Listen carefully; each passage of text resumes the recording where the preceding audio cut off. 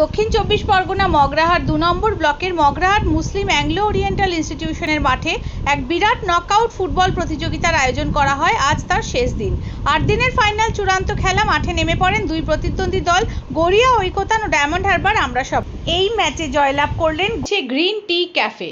পবিত্র ঈদ উপলক্ষে Magrahat চাকদাহাট green tea ক্যাফেতে অনলাইন অর্ডারের উপর চলছে ধামাকা অফার। প্রতিটি অর্ডারের উপর 20% ডিসকাউন্ট, 5 কিলোমিটারের মধ্যে ডেলিভারি ফ্রি। ডাউনলোড করুন গ্রিন টি ক্যাফে।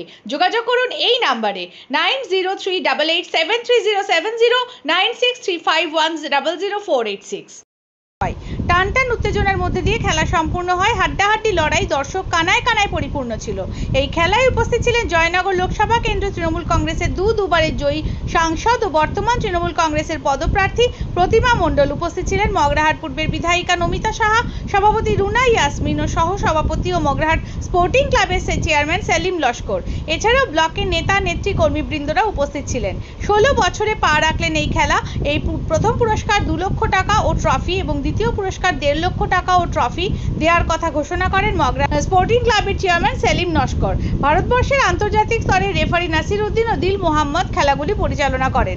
সাংসদ প্রার্থী প্রতিমা মণ্ডল এই দিন মানুষের কাছে করজোড়ে নিবেদন করে বলেন, পূর্বের ন্যায় এবারও 2 হাত ভরে আশীর্বাদ করতে। তিনি আবারও যাতে সংসদে গিয়ে সাধারণ মানুষের সুখ দুঃখের কথা তুলে ধরতে পারেন।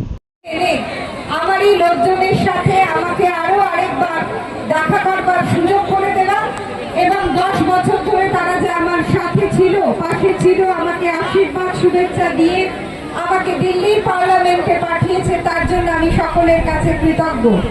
আমি কৃতজ্ঞ যে এই সভায় আমি আসতে পেরেছি। আমি একটু আগেই ক্যানিং পশ্চিমে ছিলাম, সেখান থেকে আপনাদের ডাকে আমি আপনাদের কাছে এসেছি এবং আমি আপনাদের কাছে এই কারণে কৃতজ্ঞ যে আমাকে প্রথমেই আপনাদের সাথে কথা বলবার সুযোগ করে দিয়েছে এই ক্লাবের উদ্যোক্তাগণ, যাতে আমি খুব তাড়াতাড়ি আবার কালকে আমার অন্য কেন্দ্রে চলে যাওয়ার জন্য প্রস্তুতি নিতে পারি। আমি আপনাদের কাছে করজোড়ে বিনম্র চিত্তে নতমস্তকে আবেদন করি যে আপনারা আমাকে আবারও শুভেচ্ছা, ভালোবাসা, আশীর্বাদ, দোয়া দিয়ে আমাকে আপনাদের সাথে থেকে পাশে থেকে কাজ করবার জন্য সুযোগটুকু করে দিন, যাতে আগামী 5টি বছর আমি আপনাদের পাশে থাকতে পারি, আপনাদেরকে সম্মান দিয়ে কাজ করতে পারি। একজন সাংসদ হিসাবে আপনারা যা চান যে একজন সাংসদ যেমন হবে যে সংসদে গিয়ে কথা বলতে পারবে, যে আপনার কথা তুলে ধরতে পারবে এবং এই সংসদ সততার সঙ্গে, নিষ্ঠার সঙ্গে কাজ করেছে।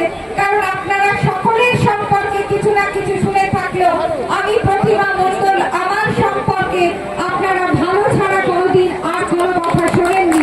আমার শাড়িতে কোনো রকমের কোনো দাগ আপনারা দেখেননি।